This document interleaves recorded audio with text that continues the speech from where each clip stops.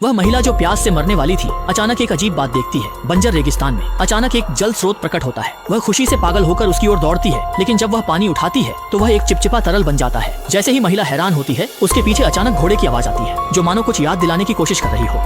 अगले ही पल एक विशालकाय रेत कीड़ा जमीन से बाहर निकलता है। सौभाग्य से महिला ने समय पर प्रतिक्रिया दी, जिससे वह मुश्किल से बच पाई। वह दुष्ट रेत कीड़ा अपने लार को जल स्रोत के रूप में छिपाकर शिकार को फंसाने की कोशिश कर रहा था। सचमुच बहुत चालाक है, लेकिन यह सब कुछ यूनिकॉर्न की चेतावनी की वजह से हुआ। महिला इस प्राणी का धन्यवाद करने का मौका भी नहीं पाई। वह तुरंत ही भाग गया। वह महिला को इस रेगिस्तान से बाहर निकालने का रास्ता दिखा रहा हो। महिला ने कोई देरी नहीं की और जल्दी से उसके पीछे चल पड़ी, लेकिन जब उसने एक पहाड़ी पार की तो यूनिकॉर्न अचानक गायब हो गया। उसी समय सामने एक विशाल रेत का तूफान अचानक प्रकट हो गया, लेकिन उसने इससे पीछे नहीं हटने का निर्णय लिया और कठिनाई से भरे रेत के तूफान के बीच से गुजर गई। महिला को पूरा विश्वास था कि वह उसे सौभाग्य लाने वाले यूनिकॉर्न को फिर से देखेगी, लेकिन कांटों और बाधाओं को पार करने के बाद वह पूरी तरह से थक चुकी थी। लेकिन जब वह लगभग हार मानने वाली थी, तभी उसने अचानक एक जीवंत छिपकली देखी। महिला तेजी से दौड़कर वहां गई, छिपकली को पकड़ा और उसे जोर से पत्थर की दीवार पर पटक दिया। फिर उसे जल्दी जल्दी खाने लगी।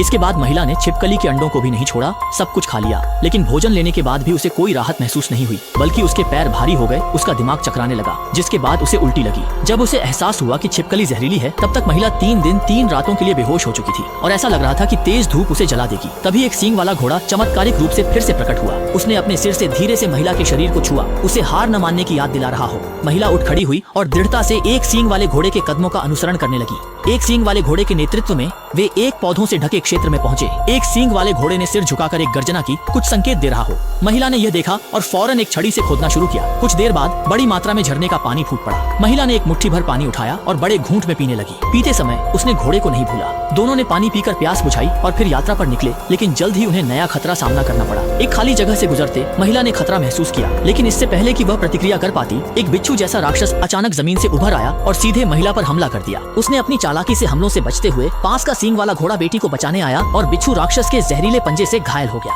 चिंतित महिला ने प्राचीन शक्ति का विस्फोट किया और एक कछुआ शैली की ऊर्जा तरंग से विरोधी को पीछे धकेल दिया। मौके का फायदा उठाकर बिच्छू राक्षस के शरीर पर चढ़ गई। चाहे विरोधी कितना भी संघर्ष करे, महिला ने अपनी पकड़ नहीं छोड़ी और अंत में जोर से बिच्छू राक्षस की खोपड़ी को खींच लिया। इसके बाद उसने खोपड़ी को उठाया और छलांग लगाते हुए विरोधी को घातक प्रहार किया। उसने लगातार वार किए जब तक कि विरोधी शांत नहीं हो गया, तब जाकर उसने हाथ रोका। इसके बाद महिला जल्दी से यूनिकॉर्न के पास आई और उसके घावों को बहुत ही चिंता के साथ देखने लगी। लेकिन दुर्भाग्यवश बिच्छू राक्षस में जहर था और यूनिकॉर्न का घाव संक्रमित हो चुका था। लेकिन सौभाग्य से महिला एक बहुत ही शक्तिशाली जादूगरनी थी। उसने तुरंत ही उपचार का जादू करना शुरू कर दिया, भले ही इसके लिए उसे अपनी सारी शक्ति क्यों न खर्च करनी पड़े। जैसे ही विष धीरे धीरे बाहर निकला गया, गेंडा अंततः चमत्कारिक रूप से जीवित हो गया।